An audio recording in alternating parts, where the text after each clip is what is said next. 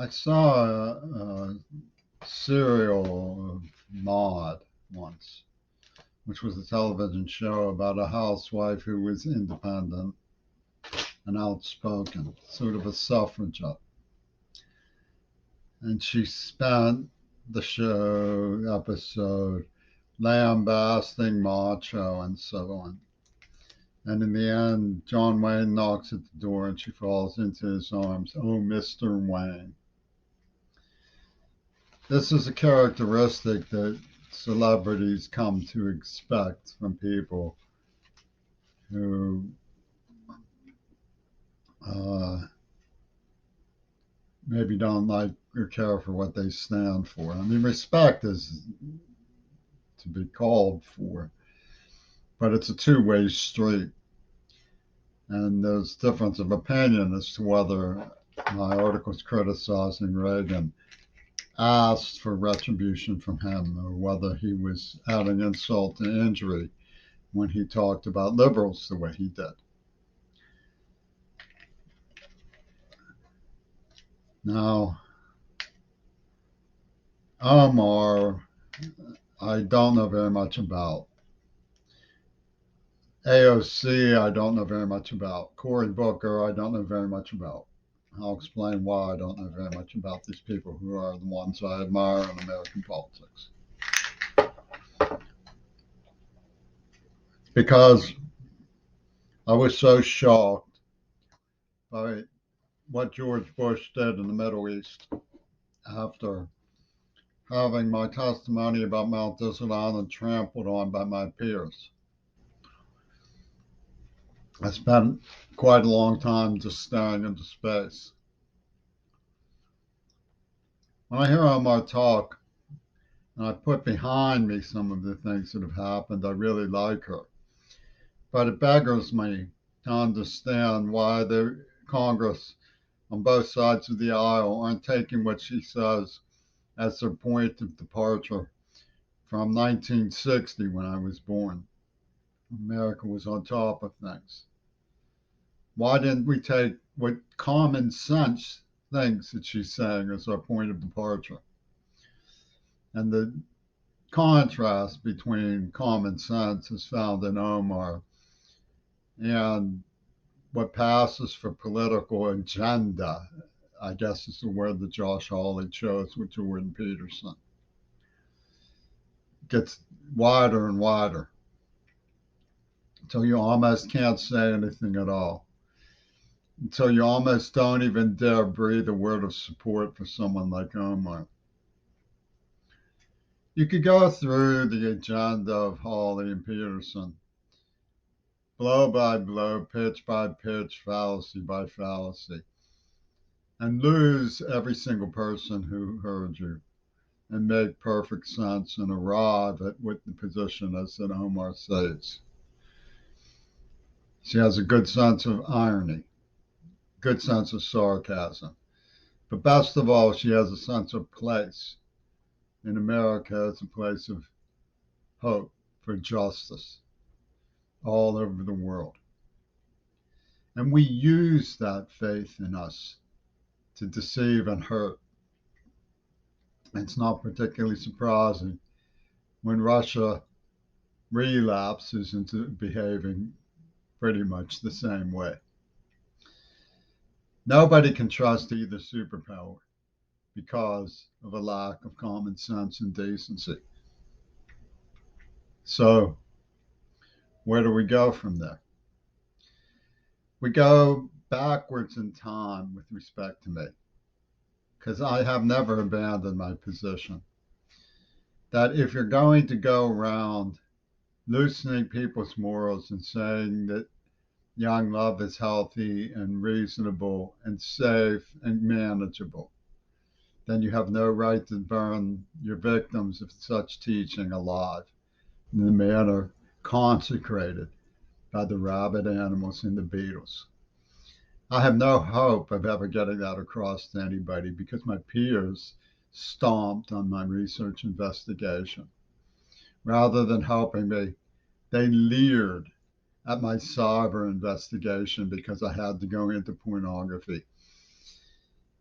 and they dangle Omar and AOC, daring me to challenge them to listen up about the Paul McCartney, whose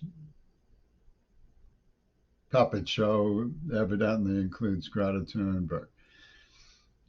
My hopes and my aspirations in terms of having an audience, I'll level with you, have come down to rejection or acceptance by Greta. She's part of a Moxieland species of forces, just as Omar may be, a puppet show. After we have taken apart all public safety and decency by fomenting civil wars, by those horrible attacks, AIDS and COVID, by the ripping off of almost everyone, right and left, museums in Pittsburgh, the Congress, for nuclear weapons. Take those things apart. Don't build more of them. Are you stupid? Okay, so you know where things stand with me. I'm one of those people who's gone bug eyed with supernatural fear and trembling at the concept that somebody out there thinks that autoerotic massage is Satan. And they're going to blow up the world about it, man.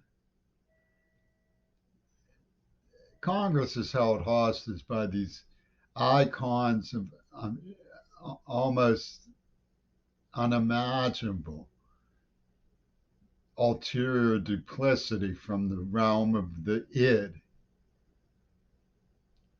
The absurd idea that you can get anywhere in the world by profiteering off of another man's private life, by making a laugh of the Jew boy jacking in the closet.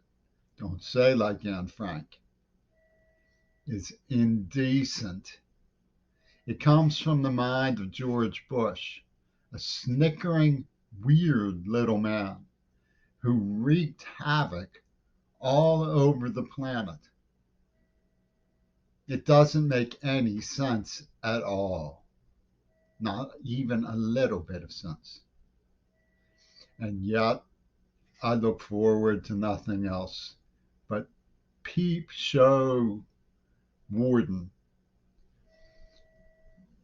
pronouncing judgment in the name of Scripture. Because I investigated a holy war mechanism built into pornography genocide, and God help me, they've given me Parkinson's. It sure takes gall for people to talk about others when they're capable of what they did to me. The unimaginable cruelty, they say, why didn't you go to the police? I did go to the police. Why didn't you go to the school administration? I did go to the school administration. Why didn't you write letters to the Kennedys? Do you understand that I was just a child when they did this to me? When they started? I don't know Omar personally, but the thought that she would stand up and take a voice against Paul McCartney is pretty far fetched. So while I cheer her as a common sense point of departure for everybody, I don't think anybody should veer from her orientation. I think what she's saying is the best place to begin for everybody. I have to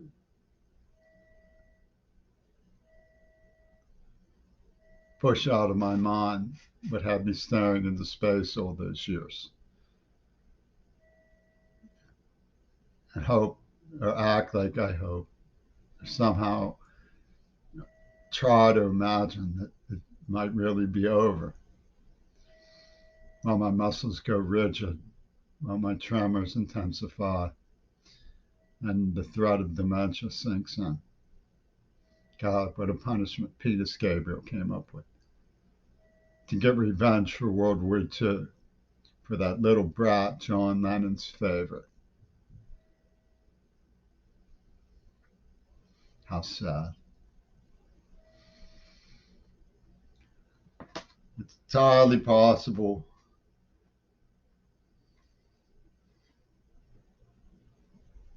that that's Omar, the hand wringer.